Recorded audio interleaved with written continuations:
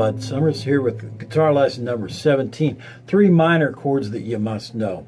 And I'm only listing 3 of them because the 3 most common minor chords that we use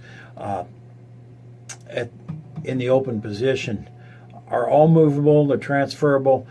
We talked about the cage system before, and that's using the major chords and moving them up and down the neck. This is kind of, the cage system referred to the C chord, A chord, G chord, E chord, and D chord. I don't know that anybody's got an acronym for these 3 minor chords that are all movable, but it's the A, the E, and the D. You could call it A to A to E, you could call it D, what, you know. But anyway, there's just 3 of them that you need to know. Pretty important chords, though. They come up in all kinds of things. Now, we'll do the A minor first. You can put your first finger on the 2nd string at the 1st fret. That's a C. That's the 3rd of the chord. You're going to take your 2nd finger and put it on the 4th string at the 2nd fret, and your 3rd finger goes right here on the 3rd string. And that is your A. That's the root note. We're going to strum 5 strings. It's a very nice sounding chord. Okay? You can strum 6 strings, but generally we usually go with the root as the lowest note, and that's the 5th string open. So there's your A minor chord. Pretty easy to play. And it looks kind of like, if you've played the E major already, I think you have if you've been checking out lessons with me. Otherwise, you probably played it as well. But it looks just like the E chord, only it's moved over, one set of strings over, so it's on 2, 3, and 4. Nice chord. We got the 5th and 1st strings ringing, and the fingers are on the 2nd, 3rd, and 4th strings. Again, the 5th string open is the A, or the root. The 4th string has an E on it, the 5th of the chord. The 3rd string, we're on the 2nd fret there, and that's another A. We're doubling the root there. And then the 2nd string with the C, that's where our the 3rd of the chord, the C, is. And then on top we've got the E, another 5th. Nice sounding chord. A minor. It gets used in a lot of songs. Let's go next to the D minor. And the D minor, a couple different things you can do with it. Let's start with just this one, though. Your first finger on the 1st string at the 1st fret, and use your 3rd finger out here for right now on the 2nd string at the 3rd fret, and bring your 2nd finger back here. So I've got this here, this, and this. And we're going to use just 4 strings here. Another very nice sounding chord, though. But there's your D minor. Now, the variation that you'll see a lot of is this. There goes the camera.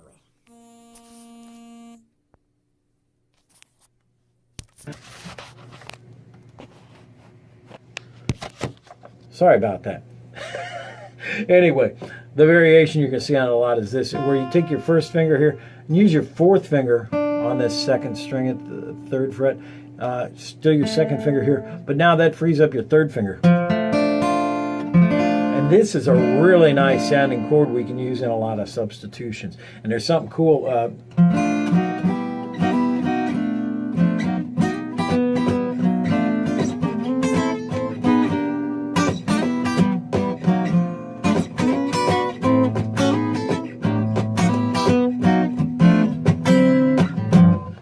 Okay, so that's a cool one too. And then the E minor, pretty much the easiest one of the bunch.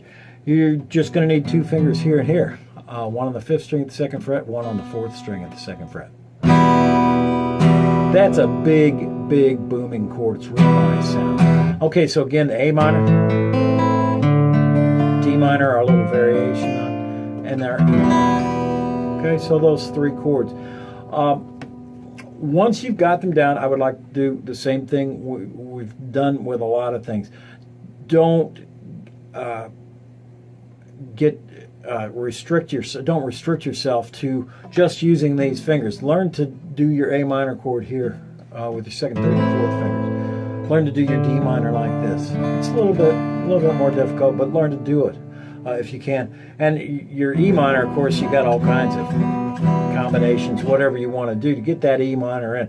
But get comfortable doing those different things, because as I've said, these are movable. We've got our E minor here, but now if we want to play an F minor, you see an F minor somewhere, you say, I don't know how to play that. Well, yeah, you do. your E minor right here, and then since it's a movable chord, you know that E to F is a half step, which is 1 fret on the guitar. So all you're going to do is you're going to take, and usually I'll put my 3rd and 4th fingers here, and I'll just slide them up 1 fret. Now we can't have these open strings because they don't sound right, they don't match up. But this is where we put a bar. Use your 1st finger and just bar across the 1st string, 1st fret.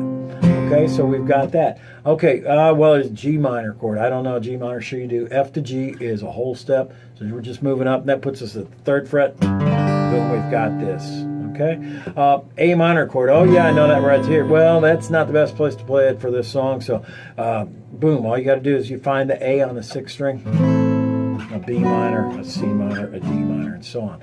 You should be able to start working those around. Now, if you're brand new, if you're just getting used to these chords, it's okay to wait and get comfortable just doing these things.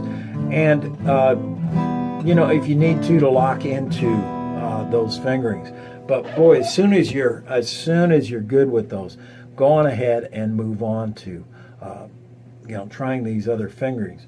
The next one though, let's go to the A minor. Okay, a common chord is a B minor. Well, you got the A minor here, so you just sub in, put your 2nd, 3rd, and 4th fingers in place. A to B is a whole step, so boom, everybody goes 2 frets. All the fingers just come up here.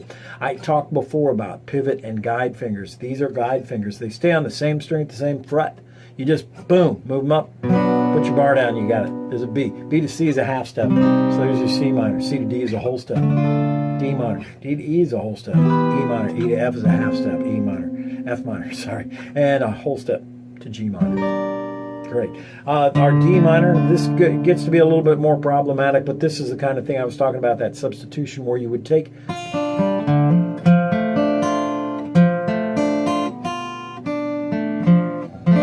so now we've got this D to E, we got a nice E there. E to F is just a half step. F to G is a whole step. G to A is a whole step, and A to B is a whole step. Okay. Now, if we want to this may be getting to be too much, but if you want to do arpeggiate these things, you can take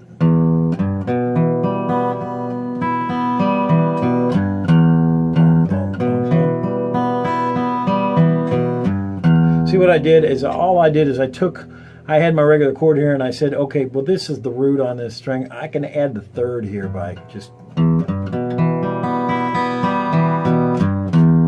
okay, and I can do that when I move it then. I'm going to an F minor,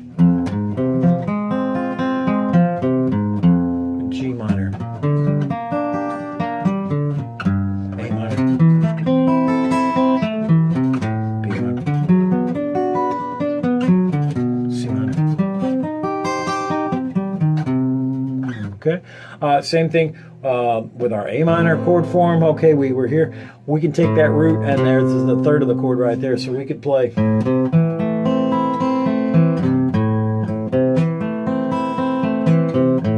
So when we shift, we go to a B minor, boom. C minor is a half step. D minor is a whole step.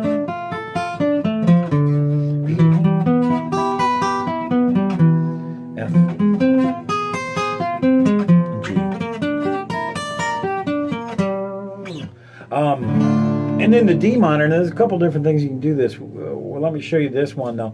If you just were planning on this,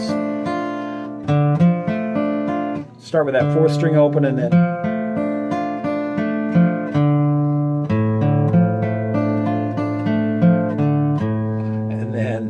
to your E minor, your F minor,